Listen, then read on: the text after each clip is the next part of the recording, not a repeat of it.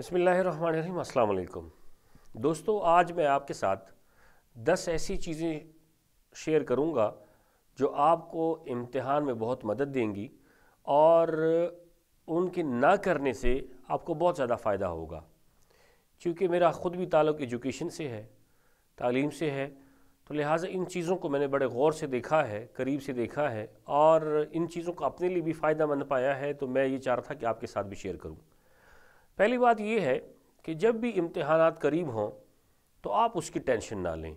बहुत सारे लोगों को हमने देखा है कि जब एग्ज़ाम करीब हो जाए तो उनके ऊपर इतनी टेंशन तारी हो जाती है, वो इतने स्ट्रेस में चले जाते हैं कि वो आधी पढ़ाई उनकी टेंशन से रह जाती है और वो उतना कुछ हासिल नहीं कर पाते, ना उनका दिमाग उस तरह प्रॉपर काम करता है। टेंशन की वजह से बहुत सारा आपका निज़ाम, टेंशन की वजह से इंसान काम करने के काबिल नहीं रहता। दूसरी बात यह है कि जब भी इम्तिहान करीब हों आप सोशल मीडिया को छोड़ दें। अगर आप फेसबुक इस्तेमाल करते हैं, व्हाट्सएप इस्तेमाल करते हैं या बाकी चीज़ इस्तेमाल करते हैं, क्योंकि ये फ़ारिग टाइम के लिए होती हैं और इम्तिहान के लिए आपको प्रॉपर टाइम चाहिए होता है तैयारी के लिए, तो सोशल मीडिया एक जाल की मानिंद है। आप इस जाल में जितना फंसते हो, जितना आप पाँव मारते हो, उतना ही फंसते जाते हैं। तो बेहतर यह है कि सोशल मीडिया को इम्तिहान के दिनों में आप उसके करीब ना जाएं और उसको एक साइड पे रख दें। तीसरी बात यह है कि जब भी आप इम्तिहान की तैयारी करें तो दोस्तों से कभी ये ना पूछें कि आपने कितनी तैयारी कर ली। हो सकता है उसने पूरा कोर्स एक दफ़ा कर लिया और वो रिवाइज़ कर रहा हो, और आप जब उससे पूछते हैं कि आपने कितना पढ़ लिया है तो आपने कम पढ़ा होगा। जब आपने एक दफ़ा भी कोर्स रिवाइज़ ना किया हो या कंप्लीट ना किया हो और उसने पूरा कर लिया हो तो इंसान एहसासी कमतरी का शिकार हो जाता है, उसके ऊपर टेंशन आ जाती है और उस टेंशन की वजह से उसकी पढ़ाई रह जाती है। अगला पॉइंट ये है कि जब भी आप पढ़ाई करें, जब भी स्टडी करें, दोस्तों से ये ना पूछें कि आप कौन सी स्ट्रेटजी के मुताबिक काम कर रहे हैं। वो अपनी प्लानिंग के मुताबिक चल रहा होगा, आपने अपने प्लानिंग के मुताबिक चलना है। आप जब, वो कहते हैं ना कि कौवा चला हंस की चाल अपनी चाल भी भूल गया, आप जब दूसरों की चाल पे चलोगे, आप दूसरों की मनसूबाबंदी को लेकर चलोगे तो अपनी मनसूबाबंदी आपकी धरी की धरी रह जाएगी। पांचवा पॉइंट ये है कि अपने दोस्तों से इम्तिहान के करीब कभी ना पूछे कि आप कौन सी किताब इस्तेमाल कर रहे हैं। आप जिस किताब को लेकर चल रहे हैं, जो आपकी टेक्स्ट बुक है और उसके साथ जो आप रेफरेंस बुक इस्तेमाल कर रहे हैं, आप उसी को लेकर चलें। अगर आप ऐसे करेंगे कि दोस्तों से किताब को पूछ के वही किताब आप स्टडी करना शुरू कर देंगे, तो चूँकि इम्तिहान के दिन करीब होते हैं तो आप उन दिनों में असरिनो वो किताब नहीं पढ़ सकते। इसका नतीजा ये होगा कि आपकी अपनी किताब भी रह जाएगी और वो जो किताब, दूसरी किताब आप दोस्त के मशवरे से स्टार्ट करेंगे, वो किताब भी रह जाएगी। छठा पॉइंट ये है कि आप जिस टाइम टेबल को फॉलो कर रहे हैं उसी टाइम टेबल को फॉलो करें। ये कभी ना करें कि इम्तिहान के दिन करीब आ जाएं तो आप उस टाइम टेबल में ये तब्दीली लेकर आएँ कि पहले अगर आप 8 घंटे पढ़ रहे थे तो 10 घंटे पढ़ना शुरू कर दें, क्योंकि उससे आपकी रूटीन ख़राब हो जाएगी।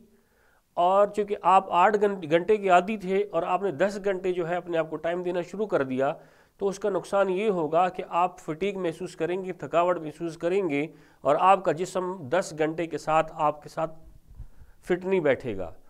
तो जो टाइम टेबल आपका पहले चला आ रहा है उसी को फॉलो करें। सातवां पॉइंट ये है कि आप अमूमन ऐसे होता है कि जब आपके पेपर चल रहे होते हैं तो एक पेपर के दौरान कभी कभार 3 दिन का गैप आ जाता है, कभी 4 दिन के बाद पेपर होता है।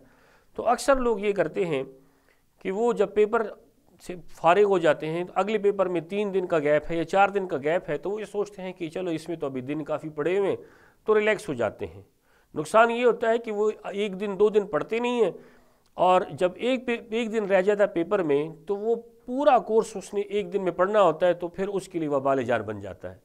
तो कोशिश करें कि ये 3 दिन का गैप आपको मिला है, ये तैयारी के लिए मिला है, आप ये अपने कोर्स को 3 दिन में तकसीम कर लें, चैप्टर वाइज तकसीम कर लें और आप ये देखें कि मैंने इन 3 दिनों में पहले 3 चैप्टर पढ़ने या फिर बाद में दूसरे पढ़ने, फिर तीसरे पढ़ने। इस तरह जब आप तकसीम करेंगे तो आपका काम सहल हो जाएगा और आप आसानी से कर पाएंगे। 8वां पॉइंट ये है कि बाज़ दफ़ा हमने कोई चैप्टर ऑप्शन के तौर पर छोड़े होते हैं कि अगर ये टाइम मिला तो मैं ऑप्शन के तौर पर ये कर लूँगा, लेकिन इम्तिहान के दिनों में जब इम्तिहान करीब हो या चल रहे हों तो ऑप्शन चैप्टर को बिल्कुल हाथ ना लगाएं।